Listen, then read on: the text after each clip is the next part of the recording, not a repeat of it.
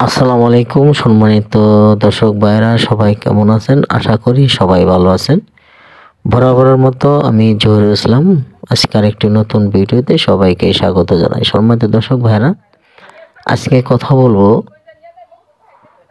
আমরা বসত ভিটায় সিম চাষ করতে গেলে দুইটা সমস্যার সম্মুখীন হই সবচেয়ে বেশি।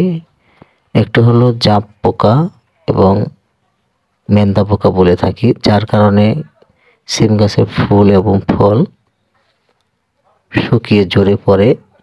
আরেকটা সমস্যা হলো গাছের যে সিম আছে, সিমে ফল ছিদ্রকারী যে পোকা আক্রমণ করে, একটি প্রধান সমস্যা। এই সমস্যার কারণে কিন্তু আসলে সিম গাছের ফলনের উৎপাদন অনেক কমে যায়। এর একটি সঠিক সমাধান দেব সম্মানিত দর্শক ভাইরা।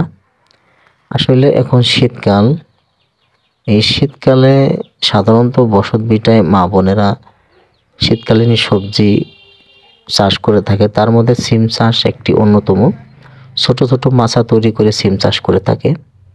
এই সিম চাষের যে সমস্যা সেটা হলো, প্রধানত গাছের যে ফুলটা আছে, ফুলে এক ধরনের শোষক পোকায় আক্রমণ করে। যেটা হলো, শোষক পোকার মধ্যে বিভিন্ন পোকা আছে, যেমন চাপ পোকা একটা কমন, তারপরে অ্যাফিস, জিয়াসিড, সাদামাছি, এগুলো এক ধরনের শোষক পোকা।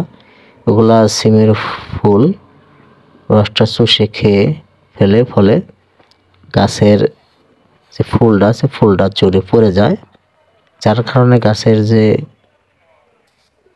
ফুল কিন্তু ফল হয় না, উৎপাদন কমে যায়। আর একটা হলো সিম গাছের ফল এবং ডগা ছিদ্রকারী এক ধরনের পোকা আছে, যেটা আক্রমণ করলে গাছের ফলের উৎপাদন কমে যায়। এই দুইটা সমস্যা হলো প্রধান সমস্যা। এর সঠিক সমাধান হলো ইমিডাক্লোপিড গ্রুপের ওষুধ। যে কোনো কোম্পানির 2 গ্রামের প্যাকেট পাবেন, 16 লিটার পানিতে 4 গ্রাম, অর্থাৎ 2 পাতা।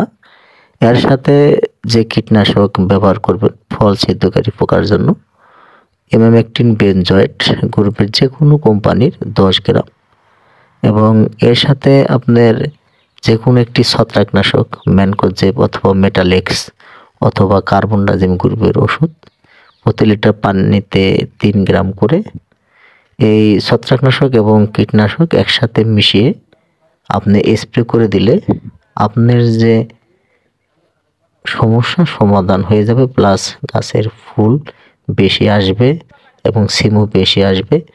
সম্মানিত দর্শক ভাইরা, আজকে যে ছোট্ট একটি সমাধান দিলাম, খরচ খুবই কম। এই ছোট্ট একটি সমাধান যদি আপনারা অবলম্বন করেন, অবশ্যই সঠিক একটি কাজ পাবেন। সবাই ভালো থাকবেন। ভালো লাগলে অবশ্যই একটি শেয়ার, কমেন্ট, সাবস্ক্রাইব করবেন। সবাইকে ধন্যবাদ।